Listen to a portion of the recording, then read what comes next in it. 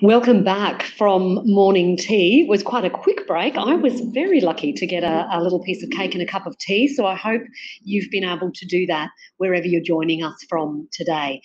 You are in the NRM in the Rangelands conference, coming to you from Longreach, either here in person or virtually through our platform. This next session is brought to us by the National Recovery and Resilience Agency. They are one of our gold sponsors, and so we are very grateful and thankful for their support of the conference. We couldn't have done it without them, just like Green Collar, who we heard from in the previous session. Our first speaker I would like to introduce is Shane Stone, ACQC. Mr. Stone is the Coordinator General of the National Recovery and Resiliency Agency. He was formally engaged as a National Drought and North Queensland Flood Response and Recovery Agency, and also as Chairman and CEO of North Queensland Livestock Industry Recovery Agency, which was set up after the devastating monsoon and floods of January 2019. Those who live in the rangelands region of the Western Queensland probably have had the opportunity to meet him since he's been doing that work. He's also been the former Chief Minister of the Northern Territory Government, and he joins us now to give you the big picture of the role of NRRA.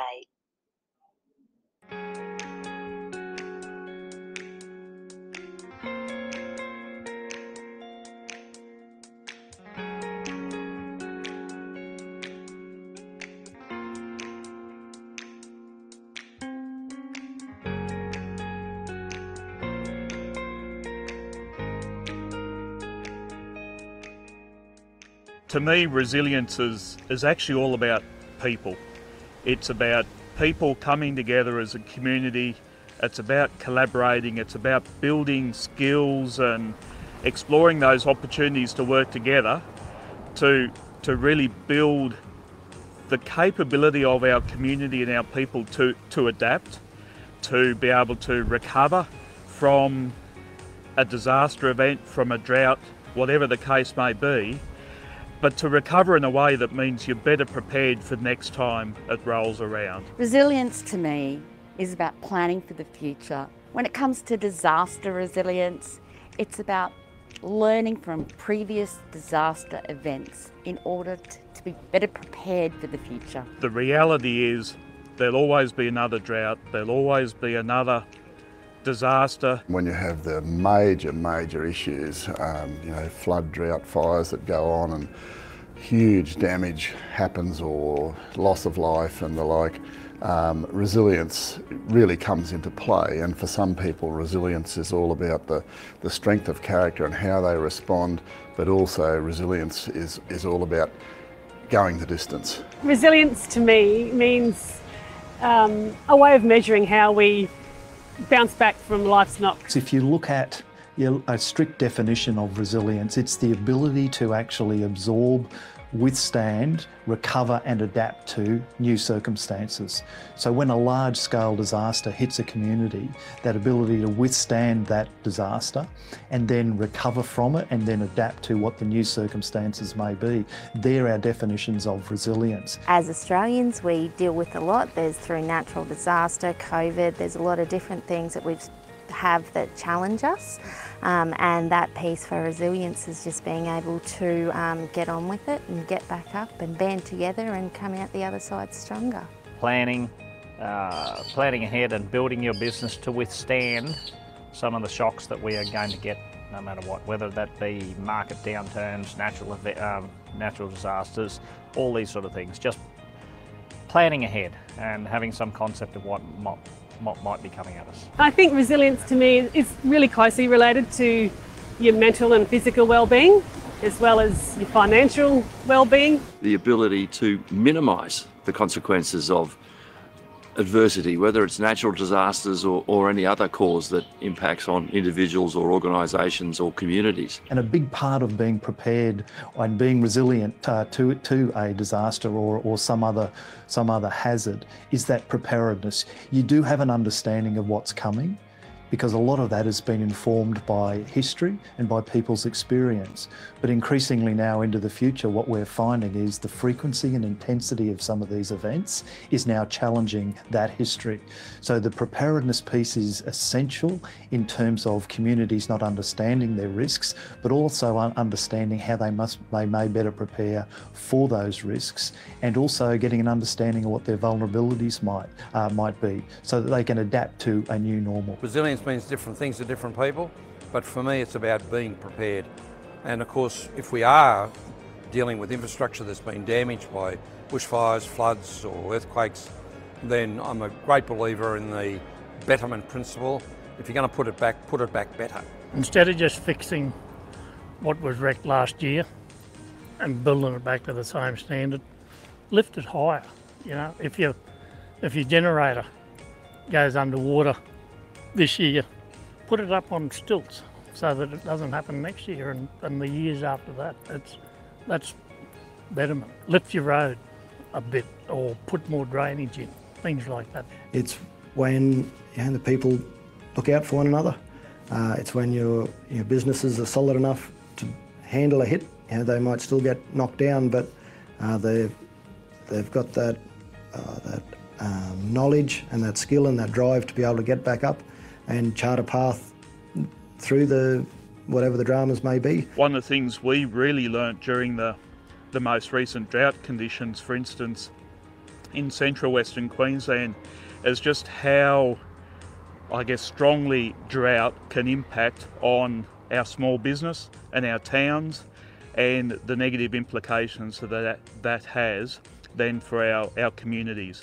And the more that we all band together and work as one, the better that we can respond and the better that we'll be off into the future. So to me, resilience really is all about the people. It's the decisions we make, the cooperation, the working together, the collaboration, and not just within the region, but being supported from outside the region as well, particularly to implement our own local solutions and our own regional recovery programs.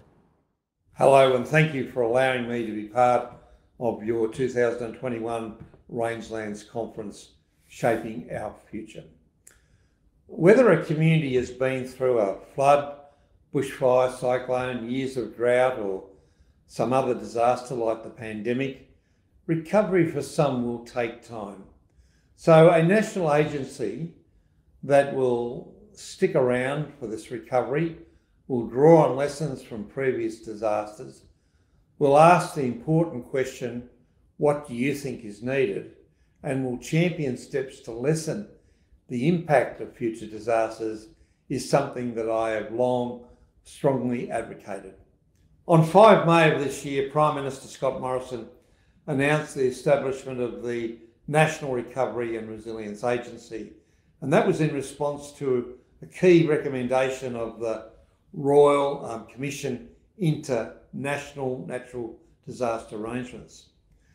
This historic move means there is a single enduring national agency that will drive Australia's capability to be better prepared for natural disasters and drought and recover from all hazards. From our origins after the 2019 North Queensland monsoonal trough, the principle of locally led, locally understood, locally implemented has guided all of our work. We have staff in every Australian state and territory, and this includes our recovery support officers, or RSOs as we call them, who operate from their agency vehicles. They work closely with their local councils and other community leaders, government agencies and industry bodies. Prime Minister Morrison calls them our boots on the ground and hearts at the table. And they make sure people get the information they need and direct them to the right help and support for their particular situation. The national network is a critical part of our operation. You can't create government policy and services without knowing how they'll play out on the ground and without understanding the people that they're designed to serve, the survivors. My experience in North Queensland gave me a deep understanding of the long-term impacts of natural disasters on regional communities. Shortly after my appointment, I was quickly on the ground in some of the worst affected areas, and I came to understand just how devastating, widespread and shocking the event was. We worked closely with mayors, council staff, community members, graziers, farmers and small business owners to understand their recovery needs, and then to make sure that the government support hit the mark. Now, as my role takes me to areas impacted by the bushfires, floods and cyclones elsewhere, often overlaid by years of drought, mice plagues and grasshopper infestations and COVID restrictions, I continue to be impressed by the way people affected by these significant challenges get on with the job of putting their lives and communities back in order. We Australians are a stoic mob. Communities are best supported by everyone working together. The National Recovery and Resilience Agency works hand in glove with states, territories and local governments who also play a vital disaster response and recovery role and who are a key agent in helping communities to minimise the impact of these natural disasters. We all have a role to play in the immediate response, recovery and preparedness phases, and our collective efforts will lead to much better outcomes for Australians individually and the nation as a whole. In late 2017, Deloitte Access Economics estimated that for the preceding decade, natural disasters have cost Australia over $18 billion per year on average, taking into account both tangible and intangible costs. While much effort is and must be focused on the immediate clean-up and reinstatement of essential public services and infrastructure, we need to do this with an eye on the future and not just build back, but rather build back stronger. We need to do this to try and break the cycle of building, repairing and replacing, only to have to come and do it again when the next storm, cyclone or flood strikes. As a nation, we are good at mopping up, cleaning up, standing up. We are, after all, the land of drought and flooding rains, tragically, but it is simply not sustainable for the taxpayers and ratepayers to keep picking up the tab. The National Recovery and Resilience Agency will drive efforts to minimise risk and the impact of major events. It's imperative we do this.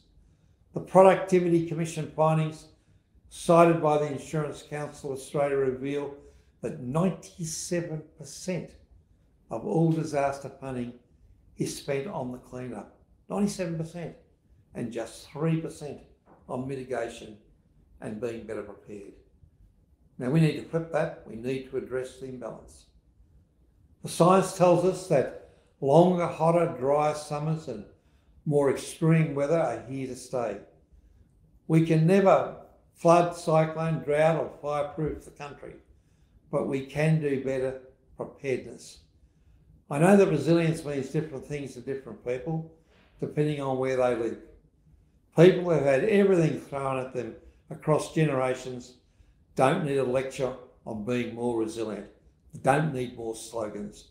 What they deserve is the support and encouragement to be better prepared.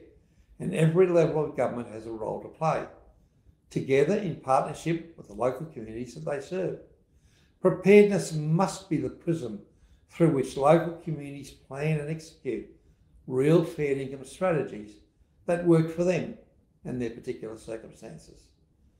Through the National Recovery and Resilience Agency and other initiatives, the Australian Government is throwing substantial support behind local communities.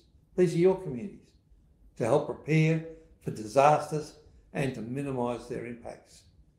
However, there are many players in the recovery space, and the Australian Government is but one. State agencies and local government have a key role to play. Mitigation and risk reduction cannot be the work of government alone. The public also must step up. We all share this responsibility. It's estimated that many of us are simply not prepared. We have a generational opportunity to address many of the challenges we face.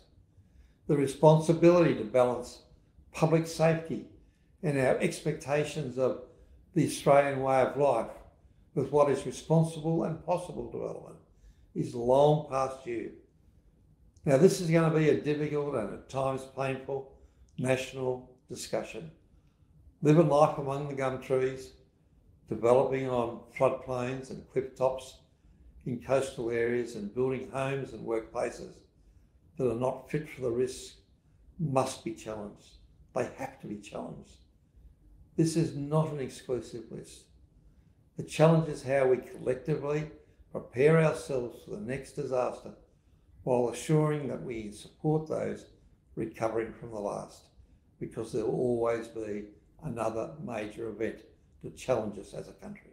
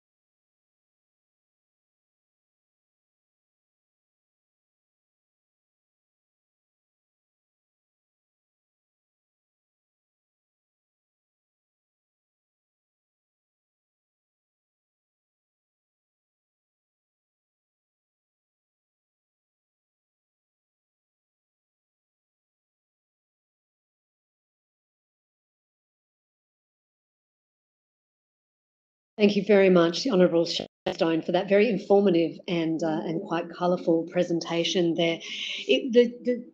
This number that really stood out to me was that 97% of funding is spent on the cleanup, with only 3% in other areas. It's a striking figure, and I guess that is really telling about things that need to be done for resilience. I'm going to introduce the presenter of the next panel session. This, of course, will run like the others. You can put up your questions in the live Q&A if you have any questions to do with NRRA. Dr. David Phelps will be chairing this session. As you heard earlier, he is the immediate past president of the Australian Rangeland Society and a Longreach long-term local. He'll be joined by Bruce Scott, also a man who the West is very familiar with, the former mayor of the Barcoo Shire, who is now an advisor for Shane Stone. They will also be joined by Chris Pollard, who's the Assistant Director for Flood Policy Section of the Resilience Programs, and also Mark Drew, who is the Director, National Capability Programs with Resilience Strategy and Design. And we're hopeful that Sophie Cartwright, Executive Director of Resilience Programs, will be able to join us soon. She's having a few issues. So I'm going to hand over to Dr. David Phelps to run the next discussion. Thank you, Nicole, and thank you to all of our viewers, both online and somewhat bizarrely, just around the corner from where Bruce and I are sitting at the moment in the main hall of the Longreach Civic Centre. I myself have worked with Bruce and Chris and Shane and others from the NRRA for roughly 3.5 years or so now, 2.5, Bruce, I think it'll be, initially in response to the disastrous flooding and cold trough across northern Australia, northern Queensland in early 2019. Devastating flooding and conditions there. A lot of that event actually led to processes and procedures that are now reflected within the NRRA, and it's, to me, it's terrific to actually see that that there is a silver lining from events such as that one, because I think we're much better prepared now in a range of ways for those types of disasters into the future. But the preparation will continue. The way this particular session will run, everyone will be able to see Chris and Mark on your screens, as well as Bruce and myself here together in Longreach.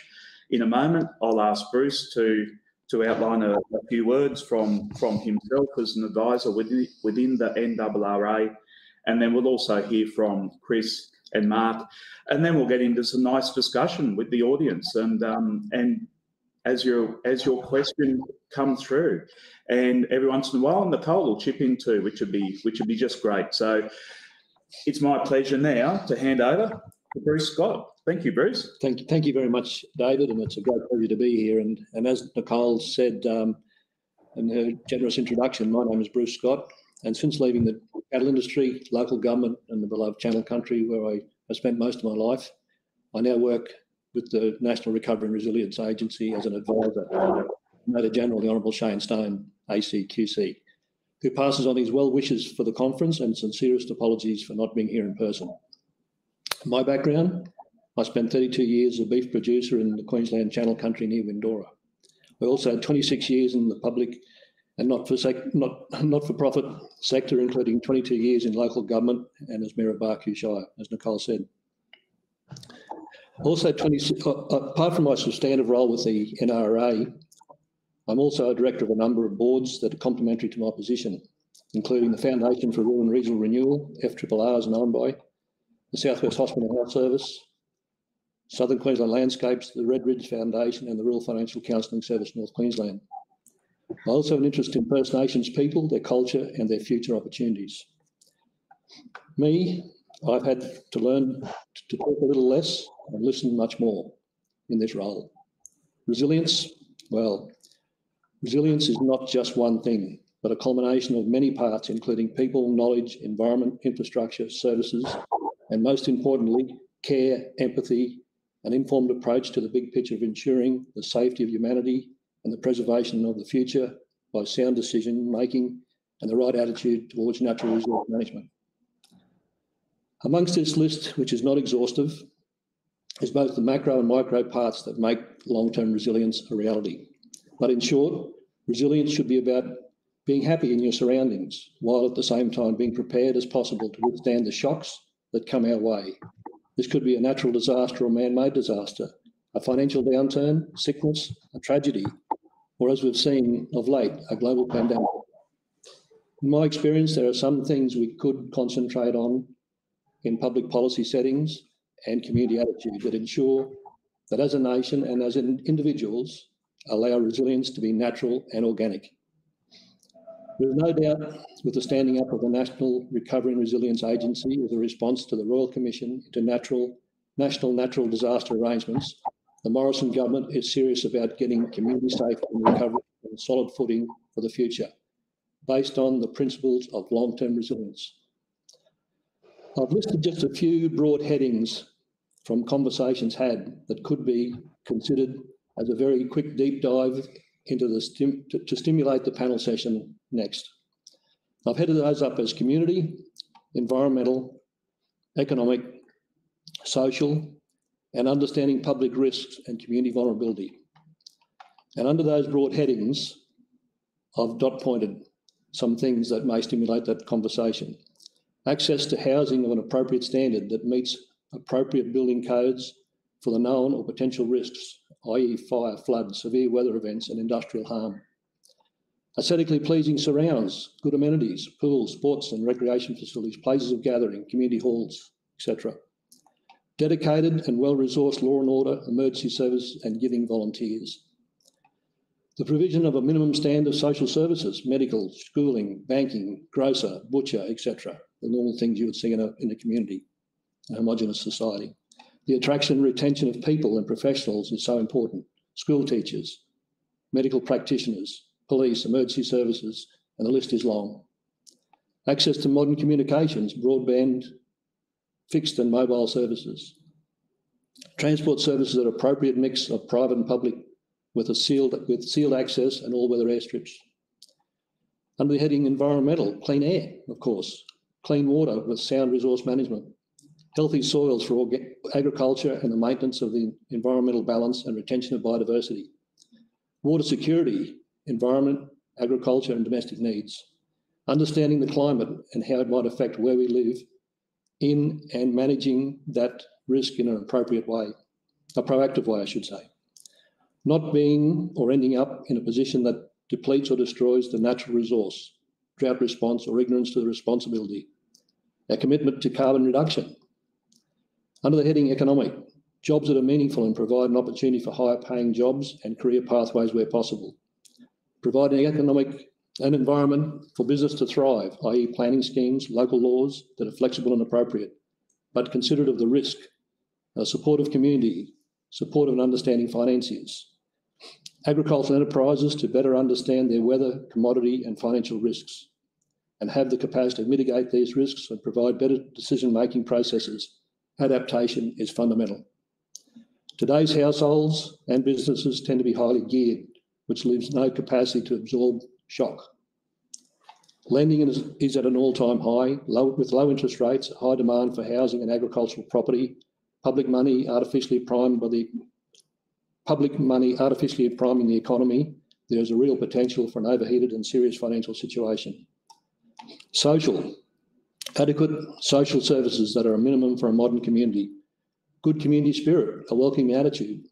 Strong services and sporting clubs. There is a presence of the arts and culture. Managing mental health and well-being associated with a modern society in a holistic way. Start treating the causes of the angst rather than the symptoms. Understanding public risk and community vulnerability. The implementation of risk reduction and mitigation strategies. Having the appropriate emergency response equipment. Having a reliable pool of well-trained and devoted emergency response personnel and volunteers. Ensuring our public assets and utility services are built and maintained in a way that limits their exposure to damage from disasters. These are just some key points for us to all to consider when we return to our day-to-day lives. And we can start thinking in ways that from little things we do, big things can grow. We all have a responsibility and we really are all in this together. Thank you, David. Bruce, thank you. Thank you very much. And I think that last phrase is just spot on. We all have responsibility in preparation for disasters, for drought. We all need to be proactive. And as I said in the video previously that you saw, to me, it really is all about the people and it's all about the communities. And Bruce, you've obviously been listening. That's to the communities and people as you've been travelling around in your role as advisor to the NRRA. Quite a list there, mate, of things to discuss for the next half hour, but we'll come back to that in a moment. I really will encourage everyone there to type in questions as we go throughout the panel, so that we can answer those questions. We do want this to be a nice interactive and engaging session with the audience. But before we get on to any further questions, I'd actually like to hand over to Mark first to also give us an outline of your role, mate, and I guess what you would like to address the panel on. Thank you. Okay, thank you. Hello, everyone. Mark Drew, Director of the National Capability Programs that are being developed through the NRRA. Historically, I've been with Queensland Government for an extended period of time with the Queensland Reconstruction Authority and spent a lot of time out with the rangelands. And now with the new agency, having the opportunity to work at that national level to look at these sort of capability programs. Bruce provided a huge amount of information just now, and as did Shane with the video. But I think in terms of what we're looking at, the events are not going to get smaller. They're going to intensify. They're going to get more extreme. We have this ongoing challenge with that, and in terms of cascading events or compounding events. So you don't even have time to recover or get back on your feet, or just gotten back onto your feet from one event and another one hits. So there's compounding impacts, and multiple events is a significant issue for everyone. as is the cascading consequences of those events, how infrastructure impacts on economic impacts on individuals. So these things sort of flow through a community, which creates a massive challenge. How do we address that? Well, obviously we're talking about preparedness and resilience. What does that look like? I think it looks different to everyone. We heard through the video, there's so many different definitions, so many different content or thoughts that came out of when asked about resilience. It's not one thing, but it is about that accumulation of process, systems, thinking, preparedness and planning that all allows us to build strength and continue to grow as a community and as stakeholders within that community, be it the local level, state or national.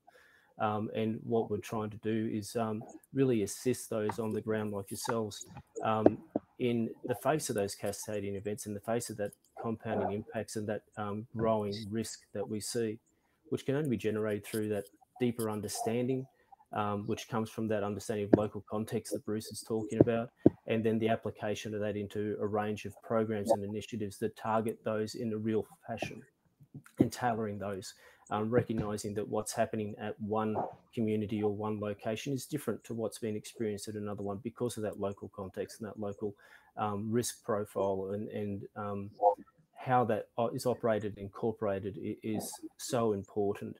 And one of the things we try and do that is really about understanding that local context, not duplicating the work that's already underway in that location, incorporating it into the systems and initiatives we're developing. And for Queensland, for example, understanding the Queensland Disaster Management Arrangements, understanding the work already in place, and then not working at cross purposes of be it local or state. And then assisting how that is evolving, working to adapt with community, build that diversity in terms of the environment, the community and the economies, so that they're more able to withstand those shocks, and not just those shocks of the disaster event, but also the stressors or ongoing long-term impacts of drought, and as we've said just before with COVID. So there's a range of things that sort of come up there. In terms of the work we're doing with Preparing Australian Communities or Preparing Australia package, that's one of the programs we're trying to tailor to the impacts of disaster events and build, prepare and build resilience with across the country. Also the work I'm doing with national capability programs, looking at piloting regional resilience hubs and understanding across levels of government working together to create an outcome for that community to build that capacity and assist and support community to grow and evolve in the face of these changing circumstances we see ourselves. Also looking at regional exercising, developing exercising programs, and recognising the challenge that limited capacity that people have. It's not about the capability that's there, but the capacity to get through all the work that's facing us to have that long-term vision and support and grow, and assist that to grow and evolve. There's probably a few things we can talk about. The other thing, I guess, is also how we engage. Obviously, what Shane was talking about, the Regional Support Officer Network, and that local embedded support and understanding, not just from Bruce, but from a broad network of people who are from community, engage in community, understand that community, and feed that into the policy and program teams. So we're not Canberra-centric, we're not in the bubble, we're actually have that understanding and engagement to evolve these programs in a tailored fashion. I'll probably stop there and hand over to Chris. Great, thank you. That's terrific, Chris. Just before you jump in, I wouldn't mind just first of all, Chris, sorry to embarrass you, but congratulate you. This is a live event, and we're coming from live, and invariably someone's always going to walk behind someone in the background. You just had to be the first, mate. I won't pretend that the audience probably didn't see that, but it's all good. We're live, and it's a bit of fun, and it's all unique for all of us. So it's it's all part of it. It's great stuff. But Chris, before I do cut to you, I'd actually like to just tease out a little bit between Mark and Bruce. You've both mentioned the local context, how important it is to support local communities through their local solutions. And Shane Stone certainly talked about that as well in his welcoming introductory video there. Bruce, I might just cut to you first. How do you see not just the agency working with local communities, but I guess all of us, fair income, being in this together. That was your closing remarks. We're all in it together. How do we do it? Well, I think, creating an environment which our agency is doing on the ground as we speak, and we're recruiting more and more people to be on the ground and engaging with. And I always talk about our agency being an advocate for not every solution is going to be the same, without a doubt, but to be that eyes and ears in the ground of firstly our Coordinator General, but also the Australian Government, the Prime Minister and our Minister, that we answer to invariably. But I think we're also bringing people together. I think we're joining the conversations, and by joining those conversations through state, local, and federal, and also the not-for-profits, we can actually provide solutions. And we've seen some examples of that just recently. A combined example of the Cohen airstrip, where we put the state and federal programs together, and we were able to seal that airstrip prior to their wet season, and getting the work done so that community is resilient as far as air traffic and their resupply through the wet season. So that's the sort of stuff as an example of what we can get done by using our collective knowledge, our partnerships, and the people that the relationships we grow on the road and out in the field each and every day. So I think that's the way we can get stuff done. It's not stepping over each other. It's about joining together and on a common cause and fixing the stuff at the micro level, but also engaging with government to where there might be the best spend of public money in giving that our community safety the best possible way. Yeah, thanks, Bruce. Mark, I might keep you on pause just for the moment, thanks, and hand over to Chris. Chris, you've been involved with this agency since its inception, and particularly through the 2019 flood event. Mate, I'll just ask if you could perhaps outline how that flood event helped initiate the agency, and also put into place things such as recruiting local community members into the support roles that are now in place right across Australia. Over to you, Chris. No worries. Can everyone hear me all right? Okay. Yes, my name is Chris Pollard. I began with the agency in March 2019, day one.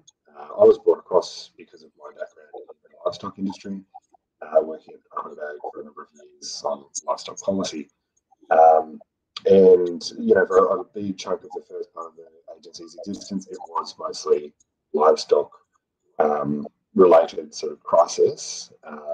However, the more and more we got to know people on the ground, you're getting out there a lot, it's bigger than the livestock industry, bigger than agriculture, and the flood exposed vulnerabilities in all elements of the economy and society. So, from the east in Townsville and all the way out to near Cloncurry, I guess, as the furthest west, and to Winton.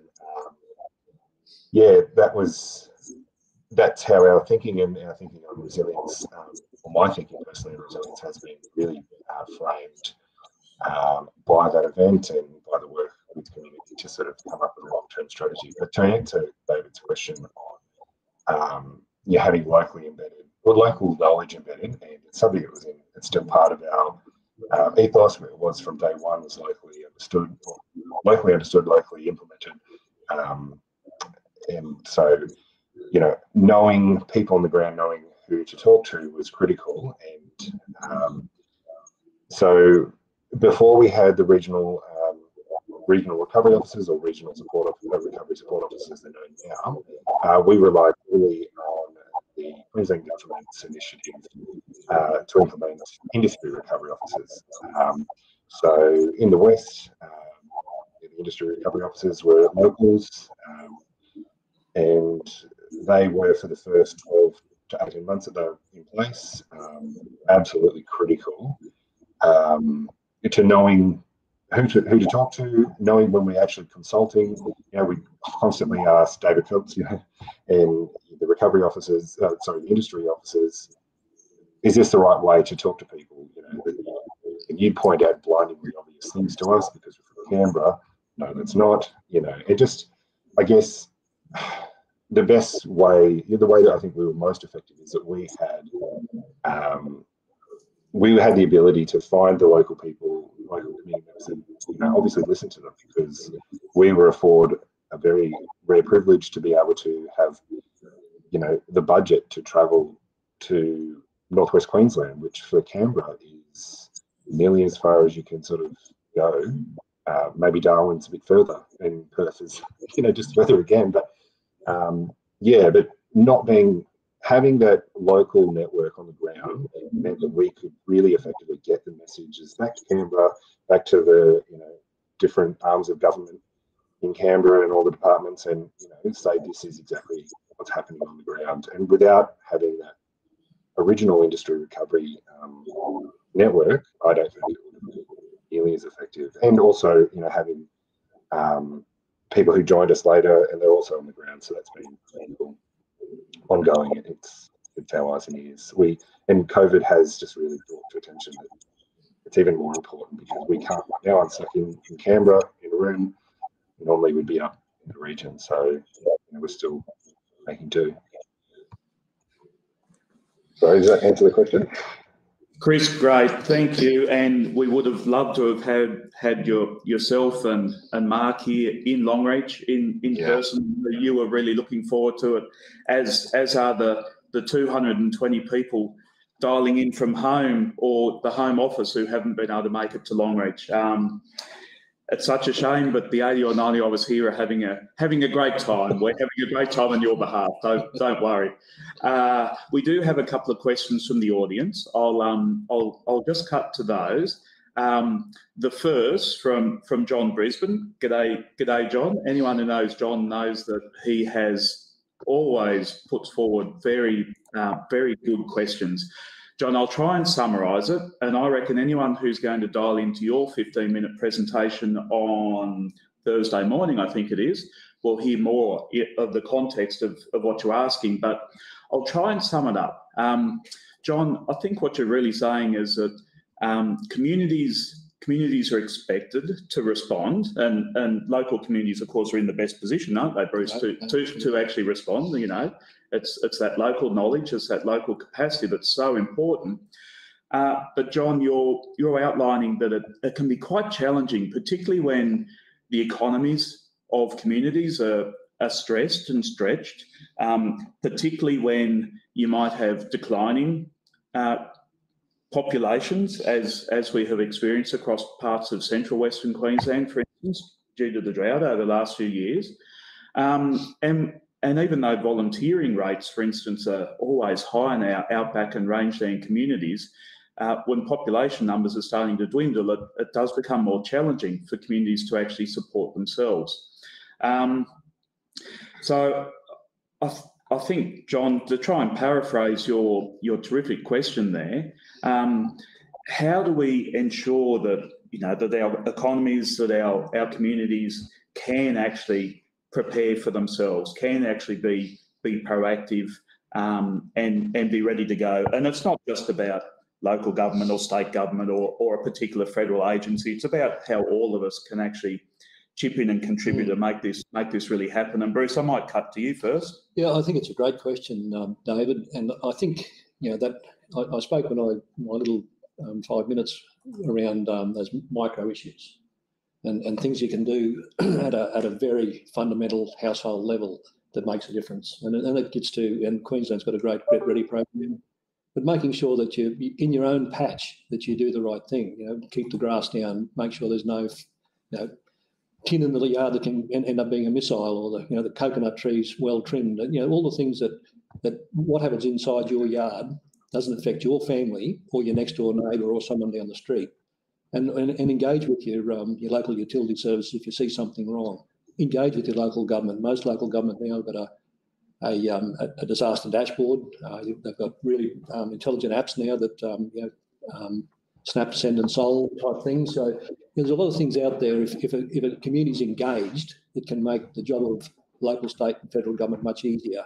You know, do the right thing. You know, treat your environment as a global sort of habitat, where a bit that you do doesn't impact on someone else, or the bit that you do does impact on a positive way to the elderly couple next door, or the or the young family down the street that are struggling a bit financially with the pressures of today's society. So reaching out to people and not being a stranger is a great thing to do in a modern society. I think it's something we're losing. Get to know your neighbours. If something goes wrong, you know who to reach out to.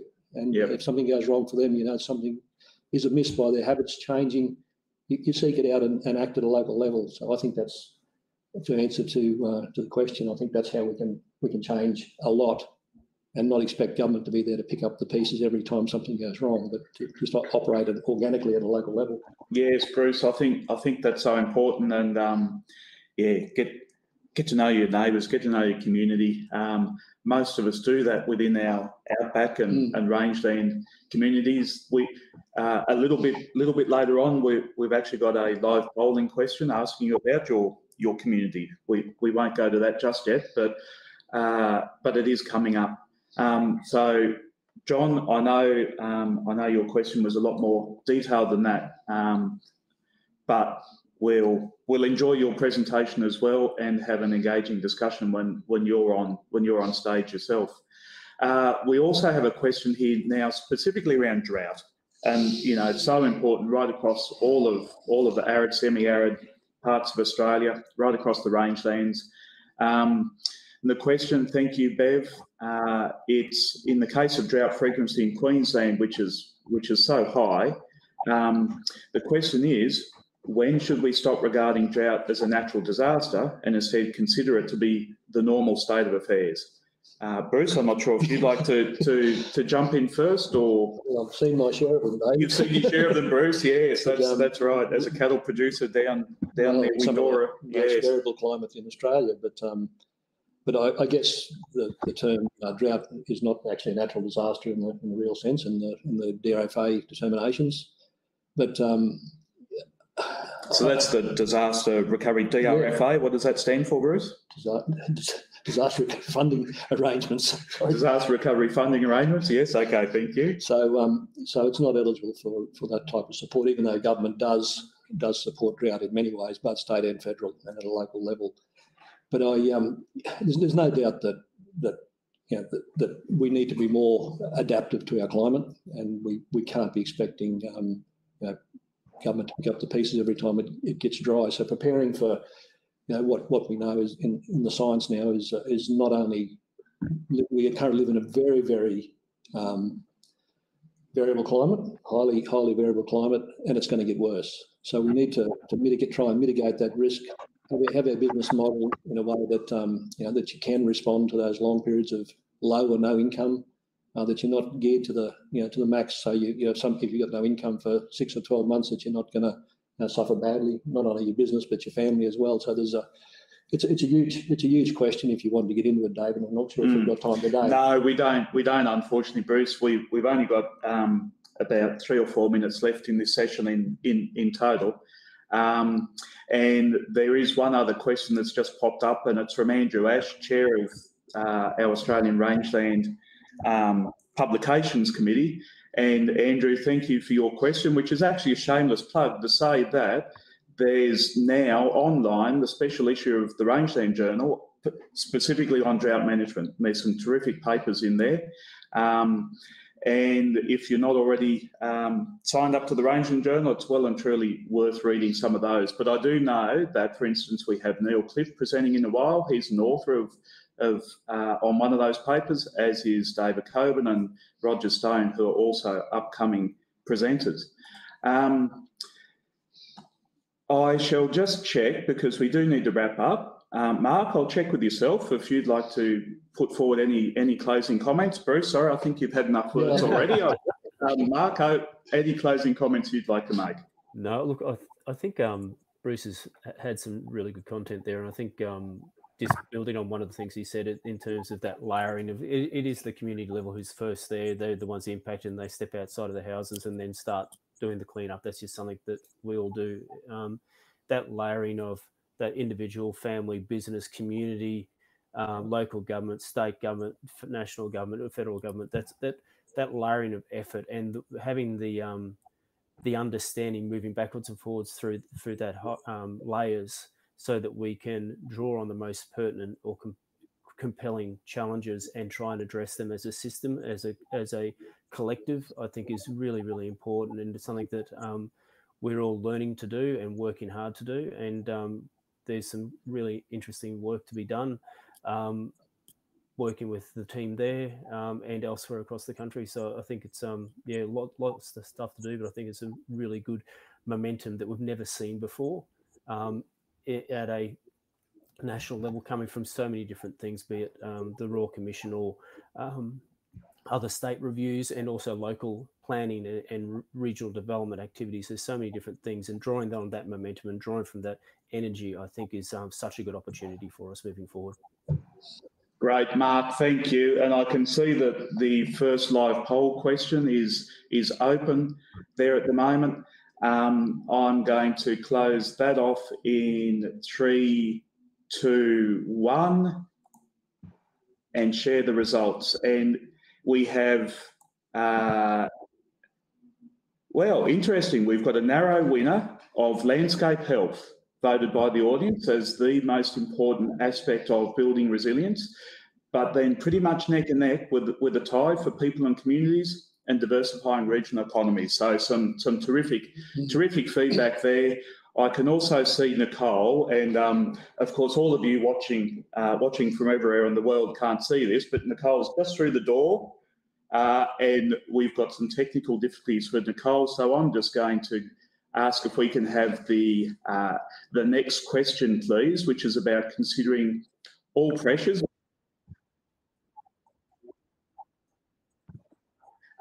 So we'll actually, sorry, we're out of time. What a shame. We had some great more questions there for the live polling, but I think the most important one was to identify that landscape health, closely followed by regional economies and communities, are the key. So, look, great. Thank you, Bruce. Thanks, David. Yes, thank you very much. Absolute pleasure. And Chris and Mark, thank you for your time. It's been a pleasure hosting this session, and we hope that you all enjoyed it and also got something out of it. So I think that's a wrap, everyone. Thank you very much. Thank you. Very much. Thanks, everyone.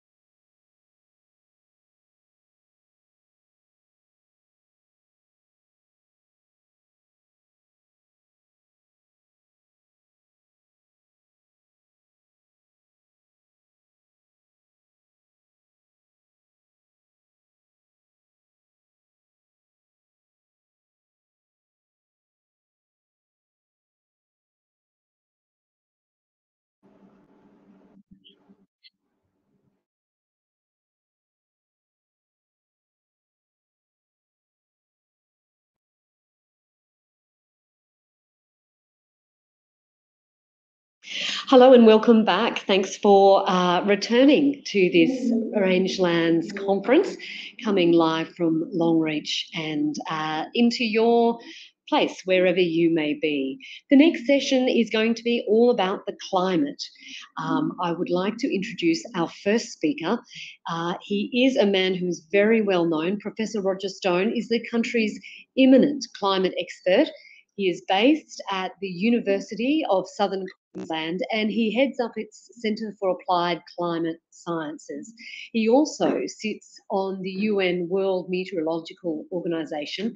So please, a warm welcome, and I guess an even warmer welcome to Professor Stone. If he can forecast some rain for the Central West, I'm sure he's sick of hearing that. But here to talk to us about the Drought Hub that is soon to be launched, which will cover the central New South Wales to the Gulf. I'd like to introduce Professor Roger Stone. Oh, thank you, Nicole. Thank you very much. Money to forecast the rain, I'm afraid, but thank you for that. So this is a discussion about the Drought Hub for the rangelands from central New South Wales to the Gulf, and that's that we put an effort to include the rangelands at the outset of this Commonwealth initiative. Now, rather than show you a whole lot of dot point, which is mostly what this new drought hub has so far, with the information we have from Canberra and so on, I thought I'd slip in a few of my favourite climate slides. So there's a few graphs and maps. I hope that's okay with everyone. And just to put some sort of context. And Ross Garno mentioned this, I think, a little bit this morning, and it's been mentioned since then, that Australia has the world's highest levels of year-to-year climate variability, especially rainfall variability. This is Jeff Lovelock, former director of the Bureau of Meteorology. It's good work, very simple coefficients of variability there. Australia first, then South Africa, Germany, France, New Zealand, India, and so on. I guess a lot of the audience has heard this before, but we more from the year-to-year variability in rainfall than anywhere else on Earth. And this is just natural variability. This is what we have already to contend with. On top of that, there's some good work by Neville Nichols. I call Neville the grandfather of climate research. Slightly different analysis, but it comes up with some more interesting detail, you might say. And this looks at the way you read this map, any area shaded white, if you happen to be in a white area at the moment, you have less variability than you would expect given your latitude and annual average rainfall. Any area not shaded white has greater variability than you would expect on a global scale. So this is looking, I think, at about 40,000 rain gauges around the world. You might notice there those orangey areas, the big orange area encompasses a lot of the rangelands, if not all of it, pretty much most of it there. So huge variability there. And the areas shaded red have the highest rainfall variability in Australia, and Australia has the highest variability on Earth. So that includes the desert uplands. I don't know which rain gauges will be included there. It'd be interesting to find out. The Southern Gulf, which is an incredibly important area. This analysis was done some years ago, I have to say. So the Southern Gulf is prone to extreme variability, and the area there from St Lawrence to Townsville. So those areas in a slightly different. So the first one have pretty well the highest year-to-year. The first year is too wet, and the next year is too dry. And this picks up the whole issue of preparedness. When we have an extreme wet year and the media get quite excited about the good years coming back, that's often the start of the next drought. In fact, it was John Bjelke-Petersen, not John Bjelke-Petersen, that taught me this. The banks of the Fitzroy, as it was, back in 1991, he said, most of Australia's droughts, and we're speaking about drought here more than anything else, most of Australia's droughts are preceded and finish with floods. So most of our droughts start and finish with a flood, which is quite a sobering sort of message. So just when we're getting the good seasons, they're the times we really have to be prepared. One of the key features of the FDF, Future Drought Fund work, is preparedness. It's all about preparedness, being aware of this natural variability. On top of the variability, David Coburn, a good colleague, has done this good work. He's seen whether the variability is increasing. He did some good work on rainfall, but also on pasture growth. So you might see there this sort of area we've just been speaking about, the desert uplands and that area between St Lawrence and Townsville, and also parts of the Southern Gulf, where this variability that we know is the highest on Earth, if I can put it that way, is actually increasing. It's actually getting more intense. So our droughts are getting drier and our wet seasons are getting wetter, certainly as far as the grass species are concerned, which is quite interesting. Actually, it's interesting travelling around those areas. The people seem quite normal, pretty tough people, I think, that grow up in this sort of world. Pretty tough and nice people to cope with that sort of variability, but even more so the agricultural systems, the sugar systems and the grass systems and so on, that have to so far put up with that sort of variability. So please see David Coburn, or in fact anyone called David would probably be able to answer what's going on with the grass species there, which I can't. If you look at long-term changes due to climate change, if I can venture into this territory just briefly, this is the Hadley Centre multi-model ensemble work. The Hadley Centre is in the UK Met Office. Thanks to Margaret Thatcher, would you believe? She set up one of the world's best climate research areas called the Hadley Centre down in Exeter.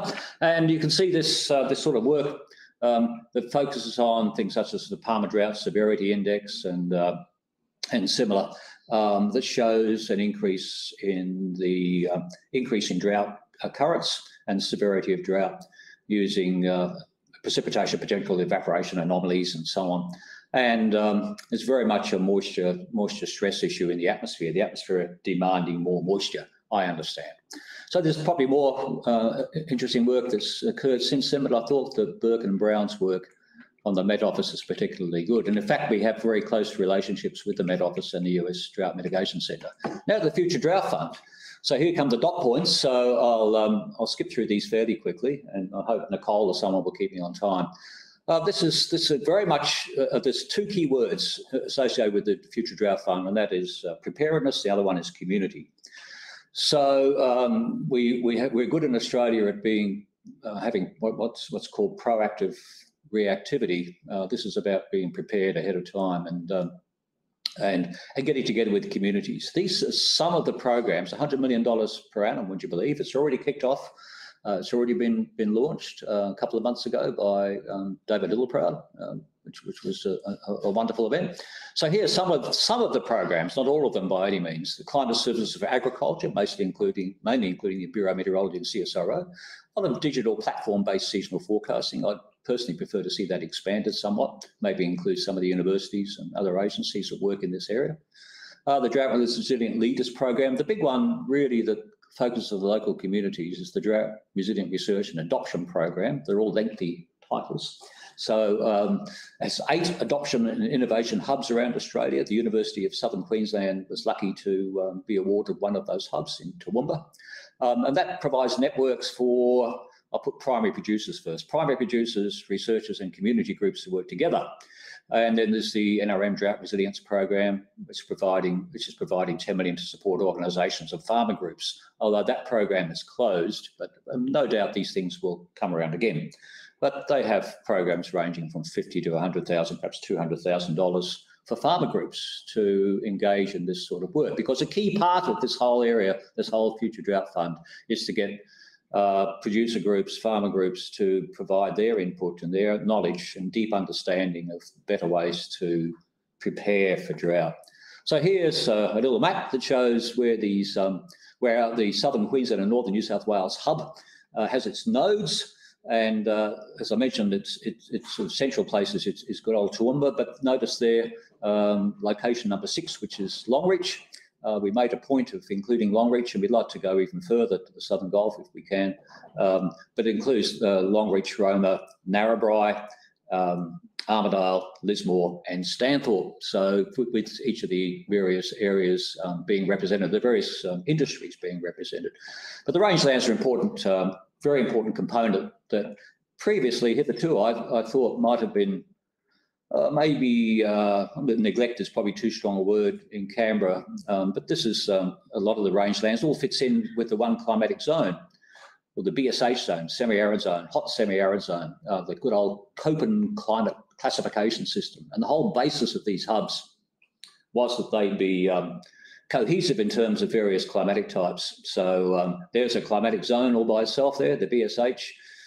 semi-arid zone of Australia, which just happens to be where most of the rangeland folk are as well, and the industries are, the rangelands, grasses and so on, also extends around through Northern Territory and towards the Kimberley there. So it's important, I thought, when we were setting up the hub and nominating, that we had a special mention for the rangelands to be included. So a key part, as I mentioned, is the Longreach node. I don't know whether Ali Murray is in the audience, but she's a local, just been appointed as the local node manager to work with community groups to gain their input and so on into in what's needed from the research world, what's needed from the engagement world, what's needed in the financial planning world, and vice versa. So this particular node, which we're very grateful to RAPAD for hosting this, the RAPAD group in Longreach, that will extend out through the RAPAD territory, will focus on the semi-arid grazing regions of Western Queensland. And a key point is that this is not just building not creating new work. There's a lot of work that's been done in Queensland. I have to put in a plug for Queensland if I may. And programs such as Drought Plan and Graze On, and all the stuff that's been going on in the good old DPI days, and CSRO, Tropical Crops and Pastures, and so on. The Queensland Centre for Climate Applications in DPI and NRNM. And then the programs that have come since then, the Drought and Climate Adaptation Program, the DAF have a lot of involvement in, I'm very, very pleased to say, which led then to the Northern Australian Climate Program, which is doing a lot of this work involving Meat and Livestock Australia, the MLA Donor Company, and the University of Southern Queensland, all been involved in developing these programs before the FDF system got going. So we're not going to throw this away, but we have to ramp this up again. I really like the Drought Plan slide there, the banner. I don't know who designed that. I think it's great, but it still has the old CD-ROMs and so on there. But so that needs to be updated. But I think a lot of that good work can't be ignored. The work started back in 1988, I'm saying there, probably even earlier than that. But there we go. So a lot of good work being done in this part of the world and extending through to New South Wales and other areas in Northern Australia on this very topic. So these are the duties of the FDF nodes. Remember, there's a node here in Longreach and one in Roma. Provide networks, support the primary producers here first, community groups and research people to work together, okay, which is good. Utilise the previous work. I put that one in. I don't think that came from Canberra initially, but it's in there now. Become flagship precincts for agricultural innovation. Not sure what that means. Flagship project precinct for agricultural innovation. Perhaps we can explore that further. And then the key word is each hub will focus on collaboration. So it's getting some really good ideas on new forms of cell grazing or better understanding of our climate patterns in areas where we don't have much network coverage, all those sorts of issues, some intriguing things that are going on with our pastures and so on and so forth. So that's the key role of the nodes. And I say there'll be one locally here in Toowoomba, one in Narrabri for the folks down there, and Armidale for the grazing, sheep grazing, and so on and so forth. And there, of course, are other hubs around Australia. James Cook University, I'm pleased to say, has a major hub. And hopefully together we can get up into the critical Gulf region as well. So this is a summary, Nicole and others, a summary of what these node responsibilities are. Organised and facilitated targeted drought and climate risk extension. So the key word there is targeted. A lot of this stuff can be very generalised. We need to target it down to local key issues and utilise the previous good work. We can't throw all that away. It's incredibly good work over the years. CSRO, DPI, New South Wales DPI, Victorian DPI, all the DPIs, the state organisations that Ross Gardner mentioned this morning, the Bureau of Meteorology work going back to the days of Neville Nichols and before. Knowledge brokering and collating, planning and co-designing. So the words co-design, all these words that the social scientists really know well, co-designing and co-innovation, which I'm not an expert in, and data collection, documentation and so on. And with that, I thank you very much. We're having a panel session later, I understand. Yeah. Absolutely right. Thank you very much, Professor Stone, for introducing us to the node. And it is very exciting that there is one based in Longreach. We're going to turn to the question and answer session now. And I'll just ask if there's any other groups in the wings, if they could mute, their interference is coming through. So we open it up to the audience now. If there are any questions coming from Professor Stone's presentation. I have one. Professor Stone, you've mentioned who had been appointed. When can we expect to see that person having started work, or have they started already? They've started already. I think one of the problems we have, Nicole, is accommodation issues in Longreach. So if you know of a good spot or a house for rent, so they're here, but I think they're some distance from the centre of Longreach. But Ali started work, for example, and connecting in with people like David Phelps and the RAPAD group. So that connectivity has already started. So I'm hoping Ali might be in the audience somewhere, but I believe she's found accommodation a long way out of town. But that's quite an interesting issue, actually. Just when we're setting up something of this nature, accommodation issues become critical. So it's you've got to look at the big picture here. Now, I can hear you no problem at all, Professor Stone, and probably our people from all different parts of the country are having no trouble hearing you either. But out of my fishbowl here, I'm seeing a few kind of worried-looking faces at me, so I think something may have gone wrong in the main hall. But we will press on. Chelsea, your colleague, is letting us know that the feed is very much cutting out. Thanks for letting us know, Chelsea. What is your biggest hope, Professor Stone, for the node and for what it will deliver, I guess, from this region to the broader understanding of climate? It's climate and drought preparedness. It's the key word is preparedness, so that we keep getting caught out over and over again, and yet we know the patterns in the Pacific Ocean in particular, and to some extent the Indian Ocean, but mostly the Pacific, the Central Pacific. We know the patterns that develop out there and what they can lead to, especially in terms of drought. We're probably better prepared, despite the fact that we have high variability.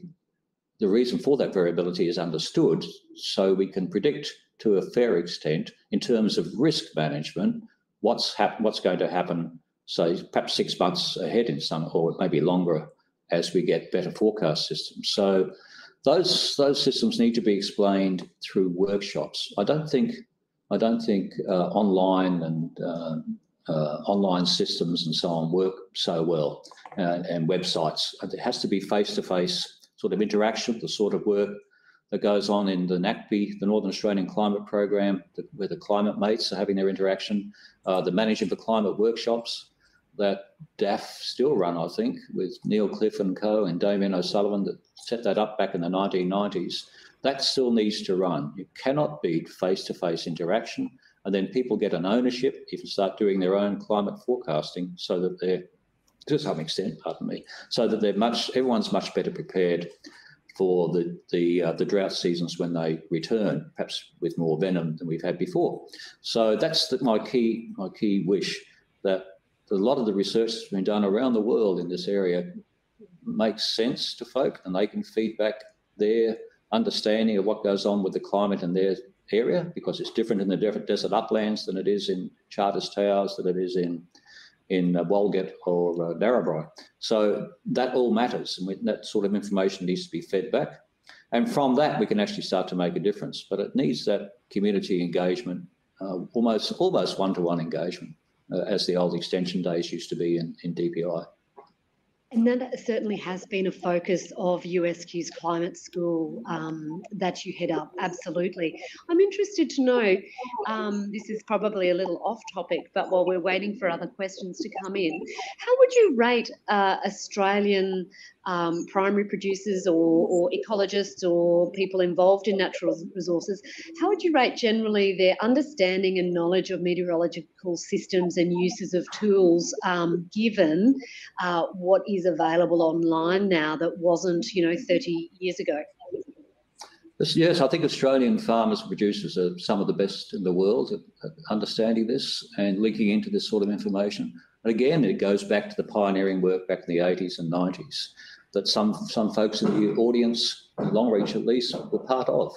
So because of that pioneering work and the state government departments and so on, particularly, we're pretty much ahead, very much ahead in terms of the general understanding of what causes our droughts and floods and so on, and getting some ownership of how to use this information. I think, because if I may say, I work in the World Meteorological Organization as well, I think Australia possibly leads the world. So we need to take advantage of that somehow. Absolutely. Thank you again, Professor Stone, for your time. I look forward to seeing you around as the conference progresses.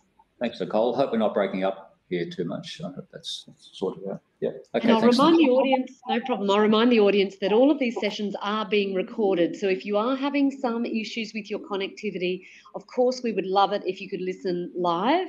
But if for some reason you can't, you will be able to go back and view the sessions again.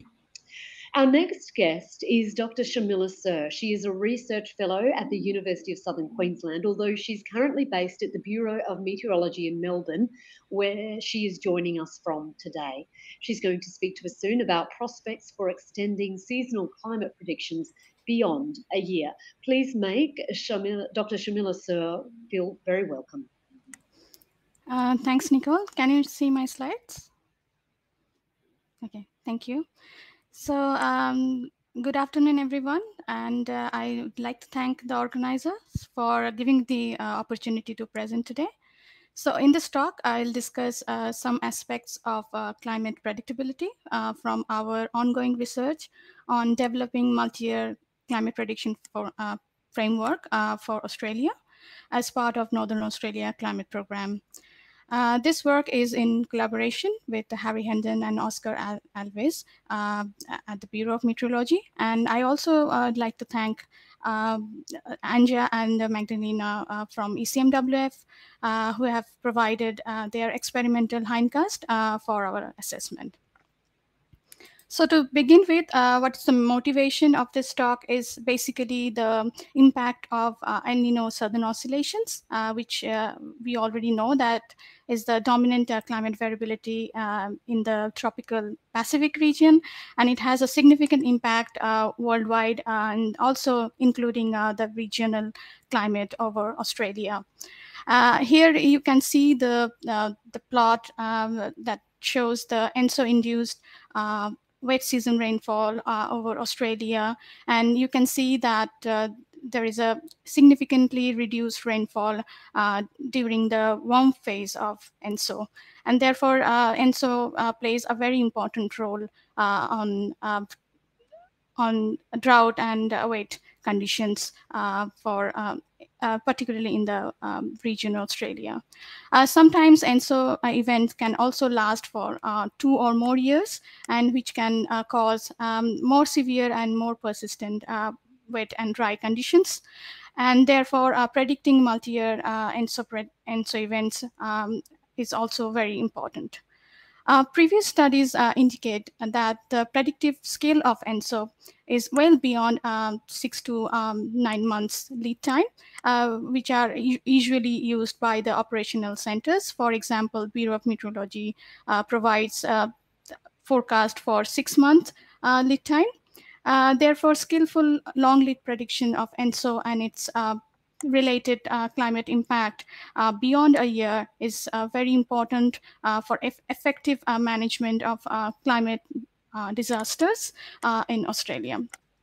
And there is also a very high demand of knowledge of knowing the likelihood of El Nino or La Nina in the following year.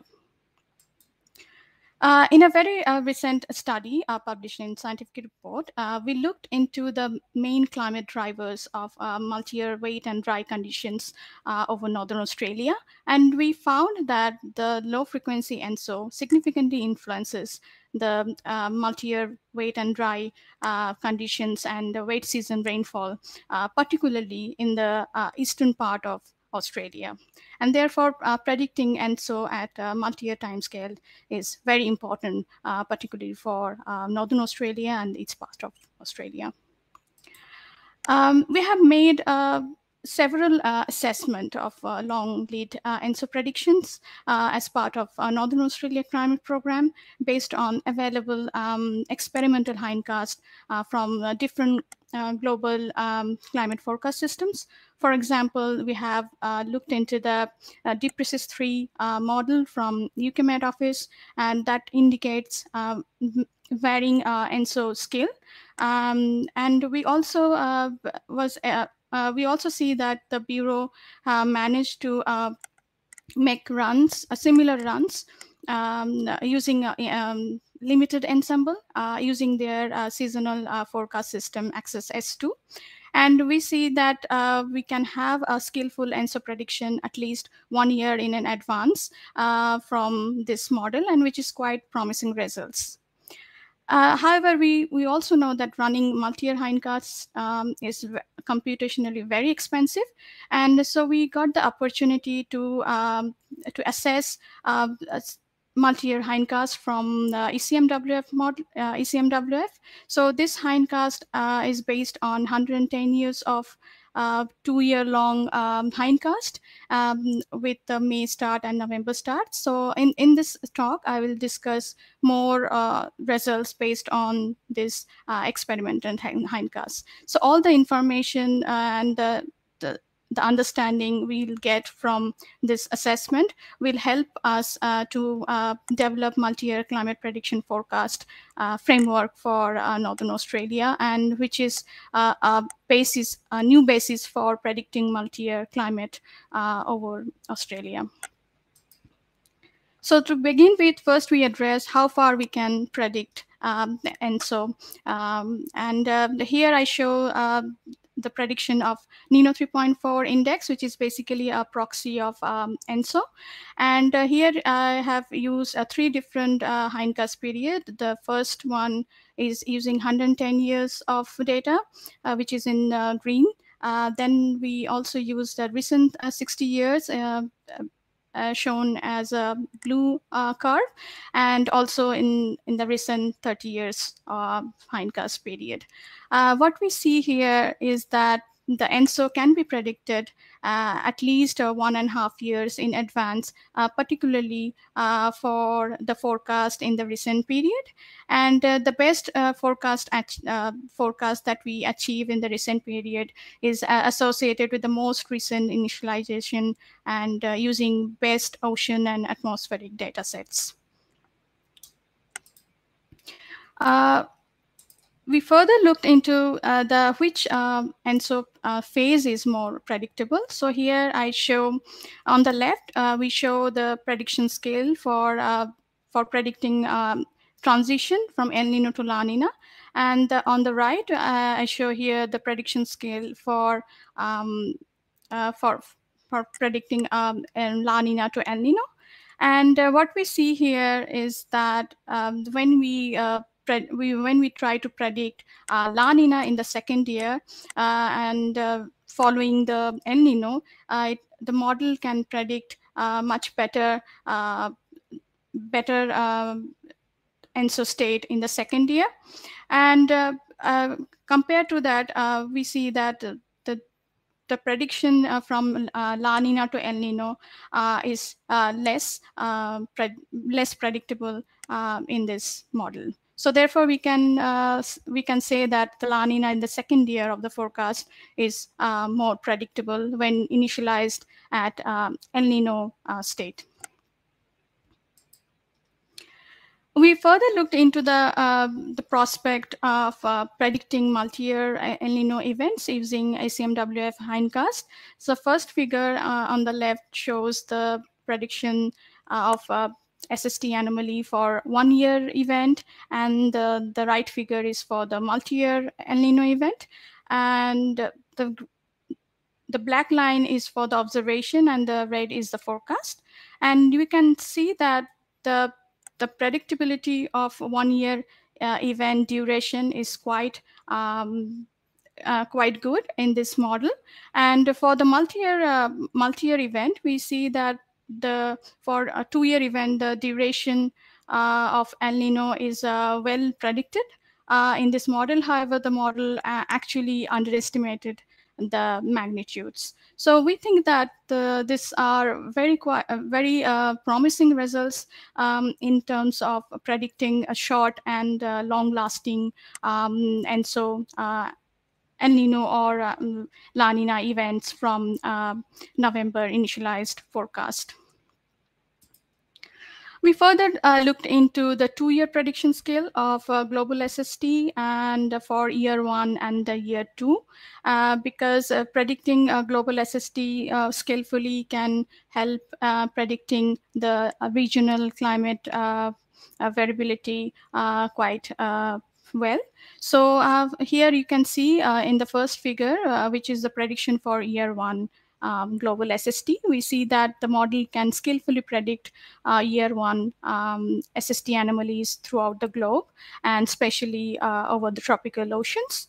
And for year 2 prediction, we see that the scale actually reduced, but still remain quite skillful over the tropical oceans, and provides much promise for predicting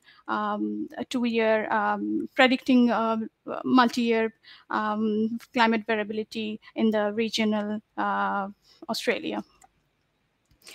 And finally, I show the prediction scale for rainfall, particularly for northern wet season rainfall for year 1, year 2, and the average of 2 year.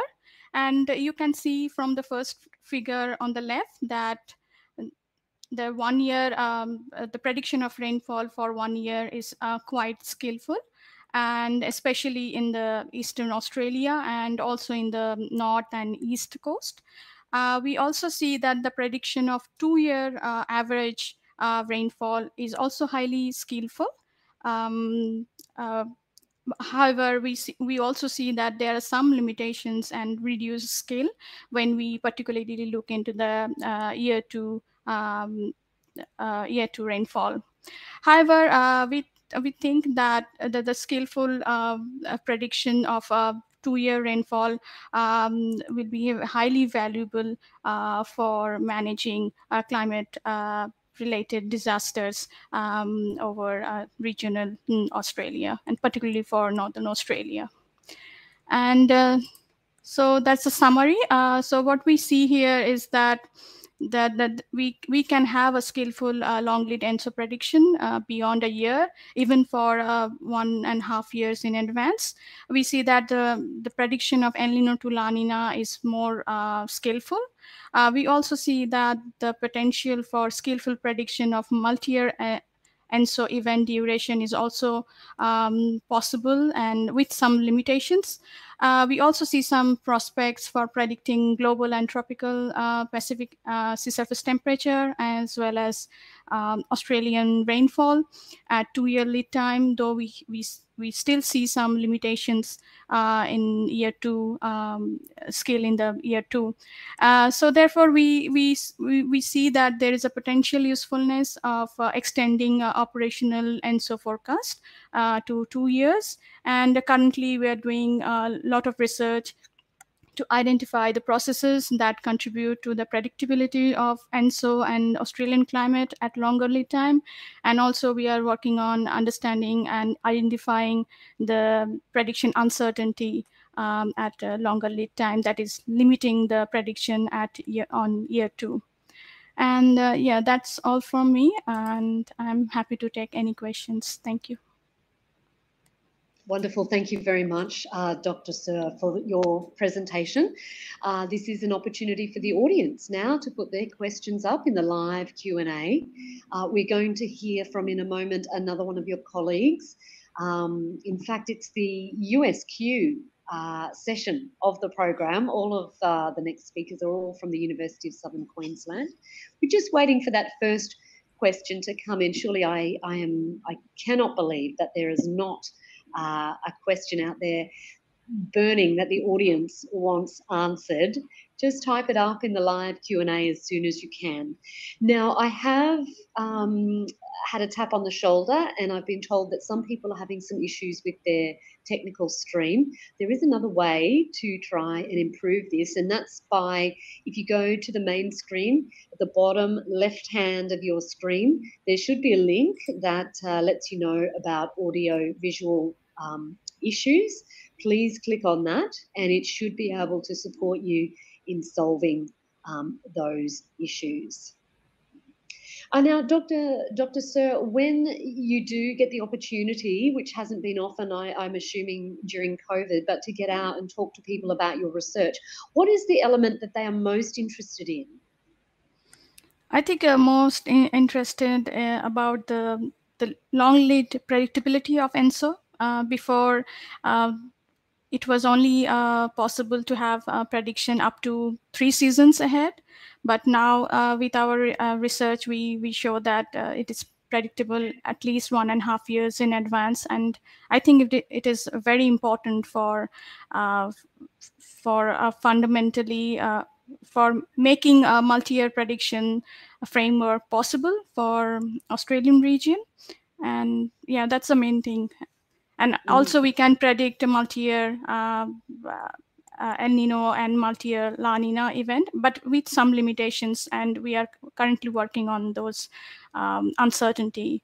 And so this is quite promising results, we think, for Australian region, where we get so many severe multi-year droughts and flooding situations. Okay, a question's come in from Chelsea. She'd like to know, do we know anything about possible changes to rainfall variability during the Enso events? Yes, definitely. We are working on assessing the scale of rainfall variability in year 1 and year 2 of multi-year Enso events. Okay, great. And Bob Shepherd would like to know, Shamila, will you look at the Enso and the Indian Ocean dipole in combination as a 2-year plus forecast? Yeah, we only looked at the Enso because we are particularly interested in the wet season. And most of the, during the monsoon time, the role of IOD actually reduces and it doesn't have much influence over the Northern Australia. So our main focus was on predicting the climate variability over Northern Australia. But yeah, we can look into the IOD later on. Okay, fantastic. Well, that's all the questions for the moment. If you haven't quite been quick enough to get up your question for Dr. Sir, after our next speaker, we will have Professor Stone and Dr. Sir, and our next guest will also be back to answer questions. So keep your fingers on the keyboard and keep those burning questions close at hand, because you will have another opportunity to ask them. Before you go, though, Dr. Sir, Matthew Wheeler would like to know, how important is climate change for the second year forecast versus Enso? We haven't looked at the role of climate change, but definitely we see that the trend in the model actually makes a lot of influence on the scale. So when we remove the trend from the hindcast, definitely the scale will reduce. So of course the trend has some important role in having better scale in the second year. Okay.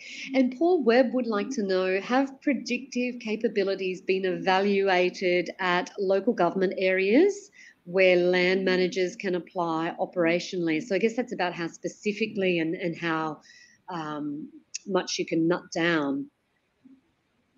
Yeah, well, actually we have, this is still in a very development stage. So we are assessing different climate forecast system for Australia, and it's still not, so Bureau has not decided to make operational unless we identify the science and we improve the predictability in the forecasting model. So yeah, these are, I think, it's future plans when we can have a prediction at local region. Yeah. And then I guess while we're looking at future plans, Bev B would like to know, how will predicted climate change affect the predictability that you're talking about in this Enso model? So what I already said, that we haven't looked at the climate change as such, but definitely the trend, we also see that the trend in the hindcast plays important role in the prediction scale. But I think it's little different than the projections, future projections. But we haven't looked at this stage. But yeah, it's very important, I think. Yeah. Fantastic. Wonderful. Thank you, Dr. Sir, for sharing your insights and your work with us. Don't go too far away. We'll have you back in a moment for the extended panel session. But thank you very much for joining us. Thanks, Nicole. Thank you. Wonderful. So I would now like to introduce our next guest. Dr. Krista Pudomensky is a lecturer at the University of Southern Queensland based in Toowoomba. She's joined us today to talk about extreme weather and forecasting tools for the northern red meat industry. And she joins us from our Longreach hub. Welcome, Dr. Pudomensky. Thank you very much for giving me the opportunity to introduce the Forewarn for Arm project or program to the red meat industry. First of all, I would like to say that the program started 5 years ago. It goes over 5 years, I should say. It started in 2017 and goes through to 2022. The project was funded by the Australian government Department for Agriculture and Water Resources as part of the Rural R&D for Profit in partnership with rural research and development corporations, state governments and universities. So what is this project all about? As Professor Roger Stone already said, Australia is one of the most variable climate in the world, with extreme events and climate variability is the largest driver of fluctuation in annual agricultural production income. So the aim of the Forewarn for Arm project is to deliver direct value to farmers by providing forecasts of extreme climate events such as extreme high and low rainfall, heat, cold and frost, and thereby equipping farmers with the information and tools to be forewarned and proactively prepared. The Bureau of Meteorology is developing forecasting tools on the likelihood of climate extremes weeks to seasons ahead, with the aim to decrease their impact on farming businesses. So as a producer, you might ask the following question: what is the chance of the next week or the next month being extremely wet? Or what is the chance of having a hot week or 3 or 4 weeks of very hot weather in the next month or in a couple of seasons ahead? What is the chance of having very dry months ahead, next month or even a couple of months ahead? So the Bureau of Meteorology, in close consultation with industry reference group members, some of also come from the northern red meat industry, have developed 5 forecasting tools of the likelihood of extreme events weeks and months ahead. So here we have 5 products. So the first one is the map of extremes of rainfall and temperature. Then product 2 is decile bars, which are location specific.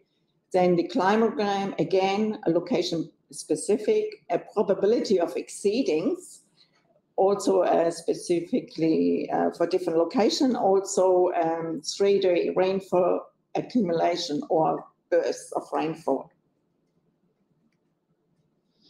So to find out all this information, you can go to this website, which is listed above here, and the login and the password is provided as well.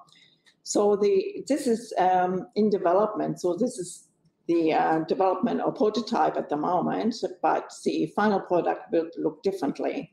So if you go to the website, on the left-hand side, so you have the individual products available, which have been tested by industry reference group members.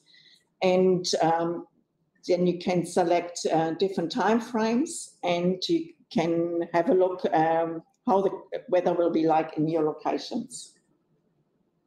So as I mentioned before, this is product 1, which is a map of the exceedance of rainfall and temperature. This map was produced on the 18th of September this year, and this is for the decile rainfall 9 and 10. And it covers a period for 3 months, from October to the end of December. And as you can see, I can use the mouse here. So you can see these areas are expected to have rainfall between 40 to 60% in the top deciles, 9 and 10, for instance. So if we go to the next one, this is the decile bars, and that's location specific. Here on the left-hand side, we have rainfall. On the right-hand side is maximum temperature. I've selected the Long Reach area. This map was, these bars were produced on the 18th of September 2021. And so if we go through this, here in the top left one, we see the October months. So as you see, there is a 47% chance of at least getting 29.2 millimeters of rain. Then we can move through to November and also to December, so they're the individual months, but we also can look seasons ahead. So on the right-hand side, you see October, November, December. There is a 48% chance of getting at least 166 millimeters of rainfall. Then we can look at the second season, which is from November, December to January. And so it's even more out. As you can see, there's a 29% chance of getting 246 millimeters of rainfall. We also can select maximum temperature and minimum temperature, but I've only shown the maximum temperature. It's, again, the same time frame. These bars were produced on the 18th of September. And here you can see what is the temperature outlook for the next couple of months, and also seasons ahead. Here we have the climagram. Again, I have selected the Long Reach area, produced on the 18th of September this year. It's rainfall. And we also include observation, which I will show on the second graph here. So the gray area is the climate history from 1981 to 2020.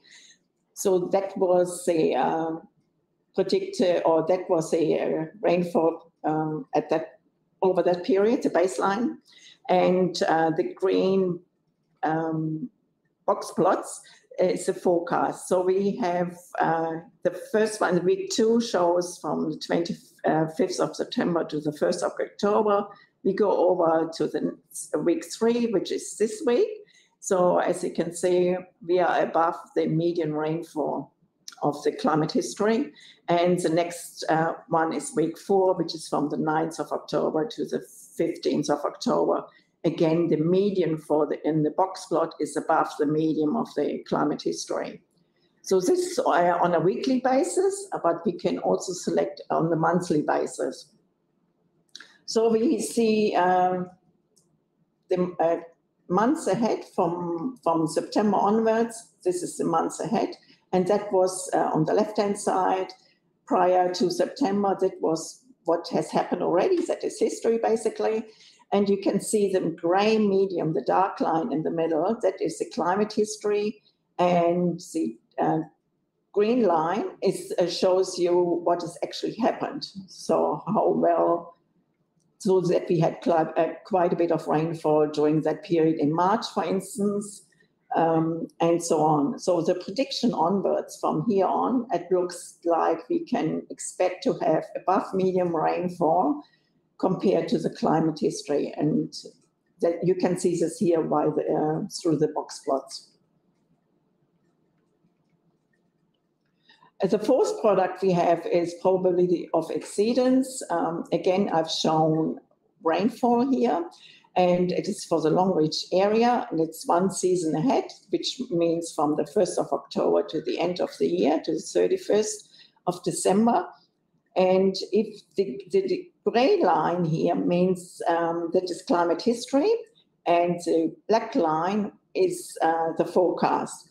So if the black line is on the right-hand side of the climate history line, which is the grey line, that means you can expect more rainfall than the history showed in the past. And I can't see this here very well. So I assume this is 200 millimeters of rainfall. What is the chance of getting 200 millimeters in the next 3 months? The climate history showed around, there's a chance of 10% that it will exceed this, but our forecast, or what we can predict, forecast for this time is around 33 millimeters. So you also can go from the left-hand side, what's the probability of exceeding 60%? The history shows maybe 75 millimeters, but the forecast says around 150 millimeters. And here we are looking at rainfall burst, which is also interesting for the northern red meat industry, but also for the sugar industry in regards to harvest, when to harvest, or for the red meat industry, when to harvest a grain or push or things like that. So here again, 18th of September, this is the week number 3, which is the current week, from the 2nd of October to the 8th. The probability of getting 20 millimeters of rainfall in 3 consecutive days. So this is a forecast for this region, which was generated on the 18th. So what does it mean for the red meat industry? How do these tools help you to make decisions? So forecast of extreme climate events will provide opportunities for farmers to develop proactive response planning at the farm gate level. It might be by moving freshly shorn sheep to sheltered paddocks ahead of unseasonal cold or wet conditions, or shifting livestock to higher grounds in expectance of high rainfall. And also responses in cropping might involve decision on crop choices, planting time, and fertilizers. And what I would like to add here is I would like to go live and show you these products for your particular location. So if you want to see me outside, I'm in the conference room. So come and see me and we can go live, look at your location and what the forecast will be like for the next couple of months or weeks ahead. Thank you. Thank you very much, Dr. Pudominski. Now, we do have some time. If you had a specific question, and we have a couple here. Chelsea, who's our #1 question asker for these climate sessions. Chelsea wants to know, for the products you've shown, has skill been evaluated? And if so, are the products skillful?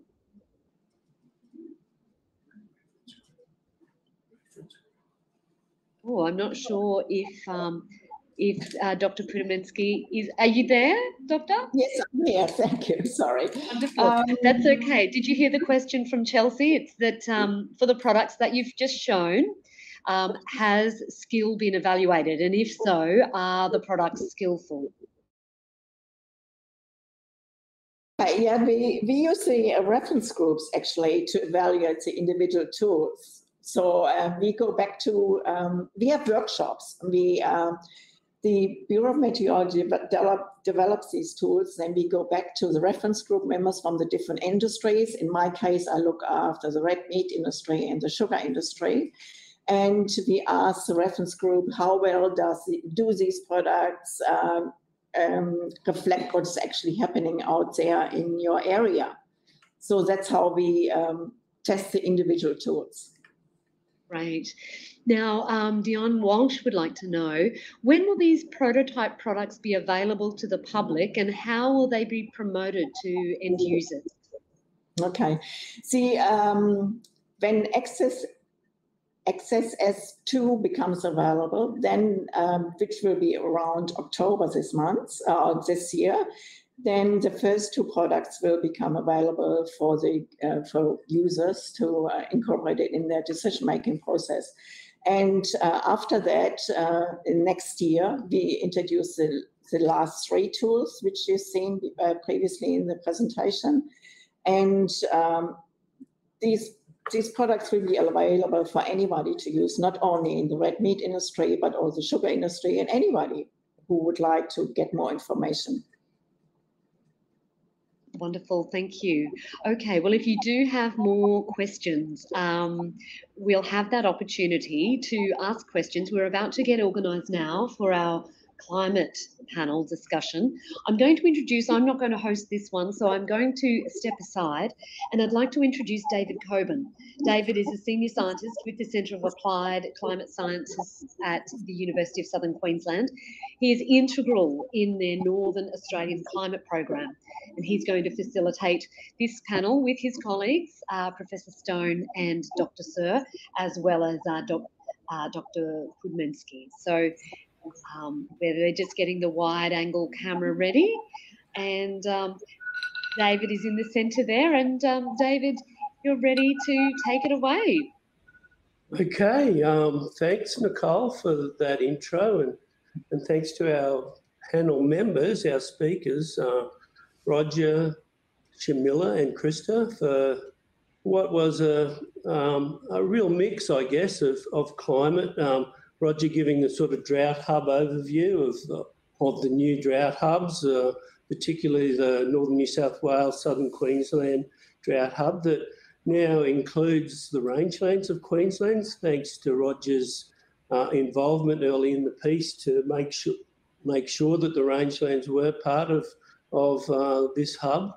And also to Krista for giving us a sort of climate extremes overview as part of the Four Warners Forearm project, which is a major national project involving 8 RDCs and the Bureau of Meteorology. So just a wide spectrum of talks. And Shamila's talk about the multi-year forecasting and multi-year prediction. And I think that's very much in its early days in terms of our research program, but thanks to Shamila for sort of outlining the importance of the climate drivers and how you've identified the climate drivers that drive, I guess, the variability at the multi-year time scale in Northern Australia. I wanted to just maybe start with Shamila and ask Shamila, you mentioned that the research is in its early days and that you've identified obviously the drivers and that Enso is very important in the predictability sort of up to and beyond the 1 year time scale. In terms of your research, what are the important steps going forward to get us to the end goal, which is really, an operational product that can predict our climate out to, beyond the 1 year, out to 2 years, or even beyond that. So, Shamila, what are the next steps as part of your research? Thanks, David. So currently we are doing research on understanding and identifying the precursors of Enso and also the climate processes that actually contribute to the better predictability of Enso. Can you hear me? I hear some echoes. We can hear you well in the hub in Longreach. Okay. So we are currently trying to identify the climate processes related to the Enso predictability, and we are also looking at we are trying to identify the prediction uncertainties that I already showed, that actually limits the prediction in the second year. So so these are the some of our ongoing research going on to make a better. Sorry, there is so much echo. It's coming through loud and clear here in Longreach. Shamila's having trouble. Yeah. Feedback. Shamila, I might cut across to another question, if that's okay, to give you time to get your system working. I'd like to bring in Roger now. I mean, Roger was, I guess, initially the rangelands in Queensland weren't part of the hub as the federal government outlined